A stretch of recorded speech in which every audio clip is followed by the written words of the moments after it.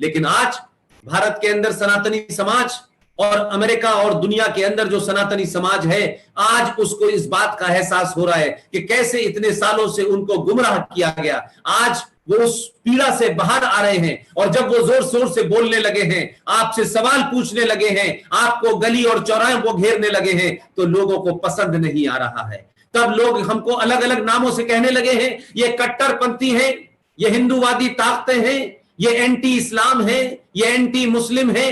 तो हमने भी कहा है, तुमको जो समझना है हमारे बारे में समझो, हम जो है वो हमें पता है हमारा डीएनए क्या है। लिहाजा तुम्हारे सिर्फ चंद चार्ज लगाने से, चंद हमें बैक टू द बॉल करने से अब हम डरने वाले नहीं हैं। लेकिन मेरा दूसरा अनुरोध क्या है कि जो दुश्मन है वो साफ नजर आ रहा है, लेकिन एक नया दुश्मन हमारे यहां पैदा हुआ है और ये दुश्मन समय समय पे रहा है। लेकिन मैं यही कहता हूं कि ये कौन लोग हैं, हमें इनको भी बेनकाब करना चाहिए और सरे ताकत के साथ करना चाहिए। राजलक्ष्मी जी को जब जब मैं गेरुए वस्त्रों में देखता हूं तो मैं ये मानता हूं कि यही तो असली सनातन है कि आपने वस्त्र गेरुआ धारण किया हुआ है, लेकिन आप उस गेरुए वस्त्र की ताकत को, उसके अंदर छुपी हुई शक्ति को पहचानते हैं। और वो शक्ति यह है कि उससे कोई पूजा पद्धति का संबंध नहीं है, लेकिन राजलक्ष्मी जी के तन के ऊपर जब जब मैं उस गेरुए वस्त्र को देखता हूं और जो उनकी सोच है, जो वो काम कर रही है, यही गेरुआ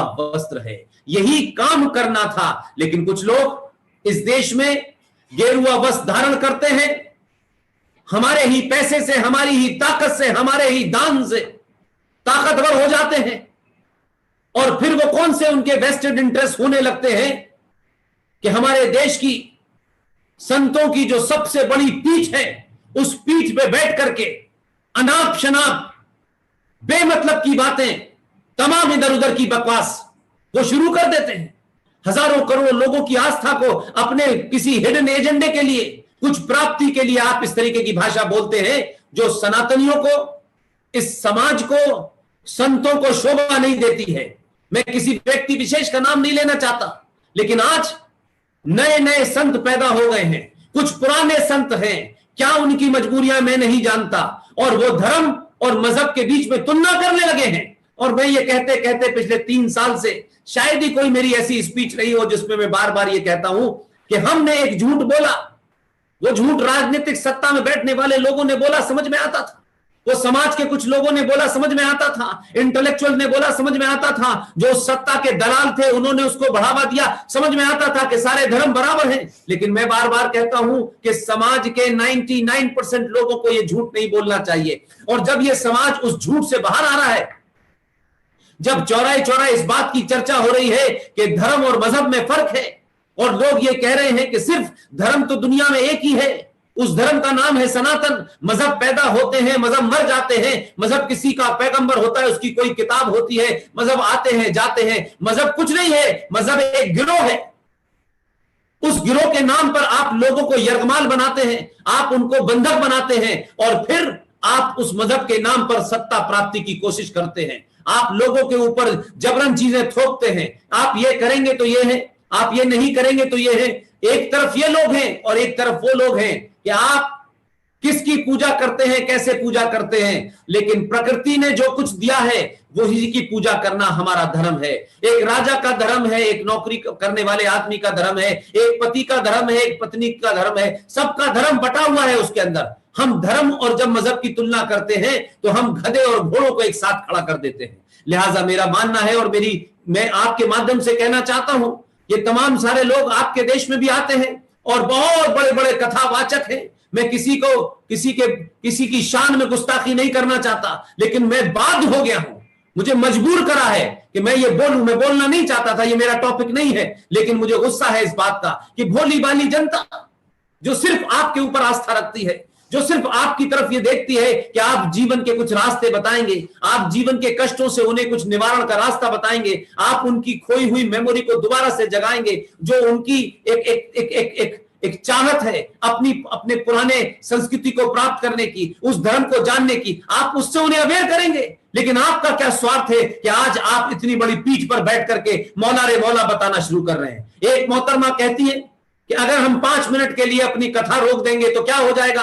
अरे गांधी जी ने भी यही किया था भाई, गांधी जी ने तो हमारे भजन के अंदर भी बदलाव कर दिया, गांधी जी ने तो उस मंदिरों के अंदर भी नमाज पढ़वा दी, गांधी जी ने तो श्रद्धानंद को, जिसको हत्या की थी अब्दुल रशीद ने, उसे बचाने के लिए उन्होंने लड़ाई लड़ी। तो ये इस तरीके का पाखंड, उससे कुछ नेता बड़े बन सकते हैं, कुछ संत अपने आप को बता सकते हैं कि हम दुनिया में बड़े संत हैं। आप कोई संत बंद नहीं है, आपको हमने खड़ा किया, हमारी ताकत की वजह से आज आप संत हैं। लेकिन दुनिया में आप हमारी ताकत के जाने के बाद आप दुनिया को वो अपनी चाहत के तहत कुछ बताएं, लेकिन भारत की भोली भाली जनता को मूर्ख बनाने की कोशिश न करें। आपका कोई हिडन एजेंडा होगा, आप चोला उतारें और राजनीति करें, और राजनीति में आके जो करना है करें, लेकिन इस वस्त्र की मर्यादा और इसकी पवित्रता का ध्यान रखें। ये जो वस्त्र आपने पहना है, ऐसे ही नहीं देश के लोगों ने पहनने दिया। और बता दूं मैं आपको, इस वस्त्र को पहनने वाली एक महिला ने,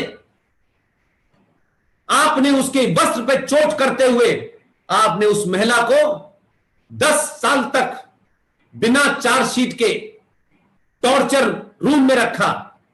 और आपका एजेंडा था कि उस महिला ने, जिसने ये गेरुआ वस्त्र पहन रखा है, जिस पे भारत के अनंत करोड़ों करोड़ों लोगों की आस्था है, आपने उस पर हमला किया।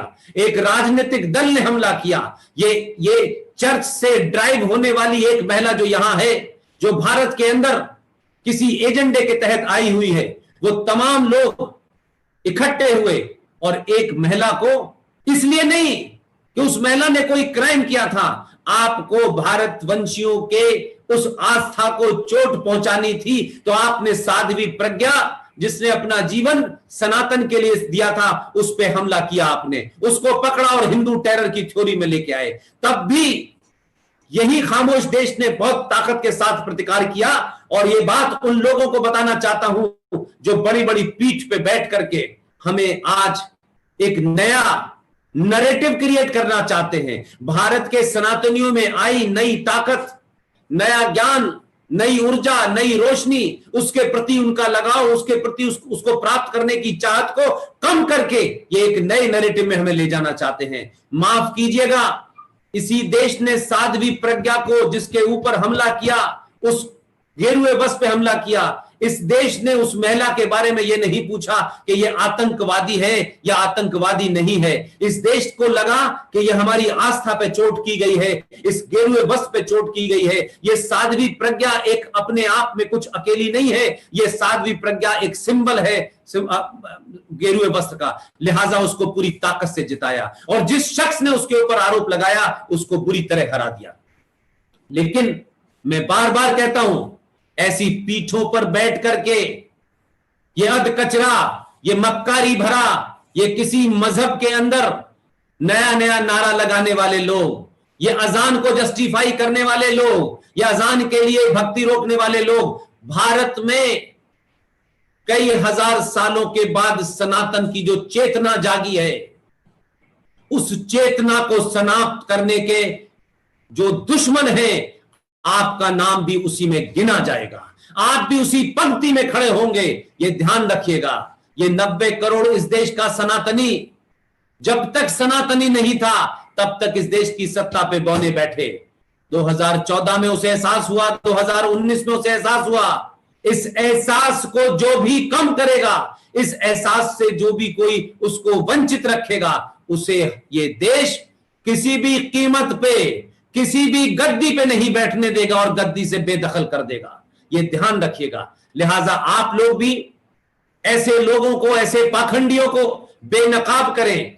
ये लोग वहां जाते हैं, आप जैसे भोले भाले लोगों की भावनाओं से खेलते हैं, आप सनातन के प्रति कमिटेड हैं, आपके अंदर सनातन को लेके एक लगाव है, या आपकी उस भावना का इस्तेमाल करते हैं और वहां से चीजें बटोर कर फिर यहां आ जाते हैं। ये ऐसे प्रोफेशनल साधु संतों से भी आप लोगों को अलर्ट रहना है। मैं अपनी बात पे वापस लौटता हूं कि ये जो पॉलिटिकल डिस्पेंसेशन बदला जाना है, इसमें इसके अलावा जो तीसरा बड़ा चेंज है, जिसमें मेरी राजलक्ष्मी जी की, उनकी टीम की, और जो इस लेक्चर में मेरे साथ शामिल 400-500 अमेरिका के वासी हैं, वो कहीं कोई छोटी नौकरी करता है, कोई बड़ी नौकरी करता है, कोई व्यापार करता है, आप सबकी बड़ी भूमिका होने वाली है। ये एक ऐसा समय है जब भारतवंशियों में हमें सबसे ज्यादा आपकी जरूरत है। इसलिए मैं कहता हूं कि इस वक्त किसी भी कीमत पर जो तीसरा बदलाव दुनिया में होना है वो है सोशल चेंज। वो चेंज है कि अब यह तय होना है कि दुनिया के अंदर कौन लोग रहेंगे और कौन लोग नहीं रहेंगे।